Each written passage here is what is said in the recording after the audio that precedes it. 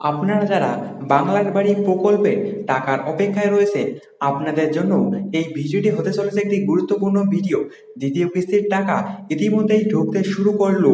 আপনাদের ব্যাংক অ্যাকাউন্টে কবে আসবে এই টাকা, আজকের এই ভিডিওটি সম্পূর্ণ দেখলেই বুঝতে পারবেন। দেখুন, একটি এসএমএস দ্বিতীয় কিস্তির 60,000 টাকা আজকেই ব্যাংক অ্যাকাউন্টে ক্রেডিট হয়ে গেছে। উপরে আপনারা দেখতে পাচ্ছেন 60,000 টাকা।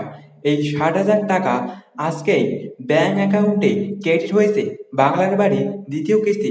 আপনারা নিচে দেখুন, 13 তারিখ 8 মাইনা 2026, অর্থাৎ আজকেই কিন্তু এই টাকাটি ব্যাংক অ্যাকাউন্টে ক্রেডিট হয়ে গেছে। আপনারা যারা টাকার অপেক্ষায় রয়েছেন, আপনারা কবে পাবেন দ্বিতীয় কিস্তির টাকা এবং কাদের ব্যাংক অ্যাকাউন্টে এই দ্বিতীয় কিস্তির টাকা ঢুকবে না, ভিডিওটি সম্পূর্ণ দেখলেই আপনারা বুঝতে পারবেন। তো কি কি নতুন আপডেট রয়েছে দেখে নিন। গত কয়েকদিনে বাংলার বাড়ি প্রকল্পের দ্বিতীয় কিস্তি নিয়ে বড় খবর সামনে এসেছে। সাম্প্রতিক প্রতিবেদনে দ্বিতীয় কিস্তির টাকা দ্রুত ছাড়ার কথা এবং দ্বিতীয় কিস্তির অর্থ প্রদানের প্রক্রিয়া নিয়ে প্রশাসনিক তৎপরতার কথা প্রকাশিত হয়েছে। একই সঙ্গে প্রকল্পটির নাম পরিবর্তন করে পশ্চিমবঙ্গ আবাস করার খবরও সামনে এসেছে। তবে সাধারণ মানুষের কাছে প্রকল্পটি এখনো বাংলার বাড়ি নামেই বেশি পরিচিত। অর্থাৎ আপনারা যারা আগে বাংলার বাড়ি প্রকল্পে প্রথম কিস্তির টাকা পেয়েছেন, তাদের জন্য দ্বিতীয় কিস্তির আপডেটটি বিশেষভাবে গুরুত্বপূর্ণ। সরকারি অর্থ ছাড়ার পরে বিভিন্ন প্রশাসনিক এবং ব্যাংকিং প্রক্রিয়ার মাধ্যমে টাকা নির্দিষ্ট উপভোক্তার অ্যাকাউন্টে পৌঁছায়। তাই কারো ক্ষেত্রে আগে দেখা যেতে পারে, কারো ক্ষেত্রে পরে দেখা যেতে পারে। এ কারণেই যদি আপনার পাশের বাড়ির কেউ বলে থাকে যে তার অ্যাকাউন্টে টাকা চলে এসেছে কিন্তু আপনার অ্যাকাউন্টে এখনো দেখা যাচ্ছে না, তাহলে সঙ্গে সঙ্গে ধরে নেবেন না যে আপনার টাকা বাতিল হয়ে গেছে। প্রথমে নিজের উপভোক্তা স্ট্যাটাস এবং সংশ্লিষ্ট তথ্য যাচাই করতে হবে। আর এখানেই আজকের ভিডিওর আরেকটি গুরুত্বপূর্ণ বিষয়। এখন প্রশ্ন হচ্ছে, কারা দ্বিতীয় কিস্তির টাকা পাওয়ার ক্ষেত্রে গুরুত্বপূর্ণ অবস্থায় রয়েছেন? যারা এই প্রকল্পের অনুমোদিত উপভোক্তা, যাদের প্রথম কিস্তির টাকা পাওয়া হয়েছে এবং যাদের বাড়ি নির্মাণের কাজ প্রকল্পের নির্ধারিত নিয়ম অনুযায়ী এগিয়েছে, তাদের দ্বিতীয় কিস্তির জন্য সংশ্লিষ্ট প্রক্রিয়ায় বিবেচনা করা হয়। অর্থাৎ শুধু তালিকায় নাম থাকলেই সব ক্ষেত্রে দ্বিতীয় কিস্তি নিশ্চিত, এমন কথা বলা ঠিক হবে না।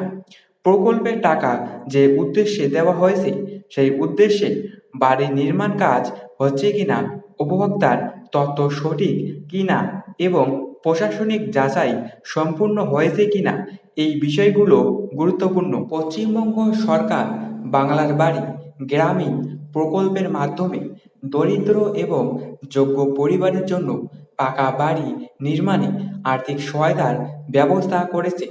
2025 সালের সরকারি বাজেট নথিতে প্রথম পর্যায়ে 12 লক্ষ পরিবারকে অন্তর্ভুক্ত করার লক্ষ্য এবং 14,000 কোটি বরাদ্দের কথা বলা হয়েছিল।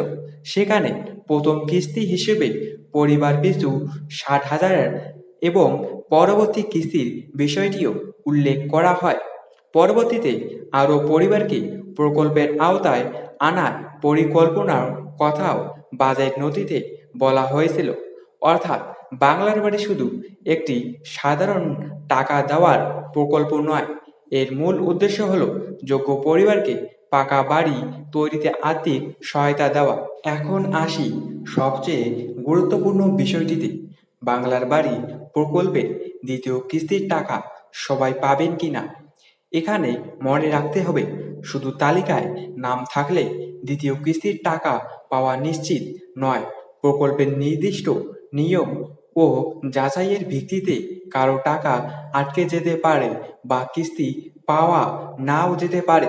প্রথমত, যাদের উপভোক্তা হিসেবে অনুমোদন বাতিল হয়েছে বা সরকারি যাচাইয়ে তথ্যের সমস্যা ধরা পড়েছে, তাদের ক্ষেত্রে টাকা আটকে যেতে পারে। দ্বিতীয়ত, যাদের বাড়ি নির্মাণের কাজ প্রকল্পের নির্ধারিত নিয়ম অনুযায়ী এগোয়নি, তাদের দ্বিতীয় কিস্তির টাকা দেওয়ার আগে কাজের অগ্রগতি যাচাই করা হতে পারে। কারণ দ্বিতীয় কিস্তির অর্থ বাড়ি নির্মাণের পরবর্তী পর্যায়ে সঙ্গে যুক্ত।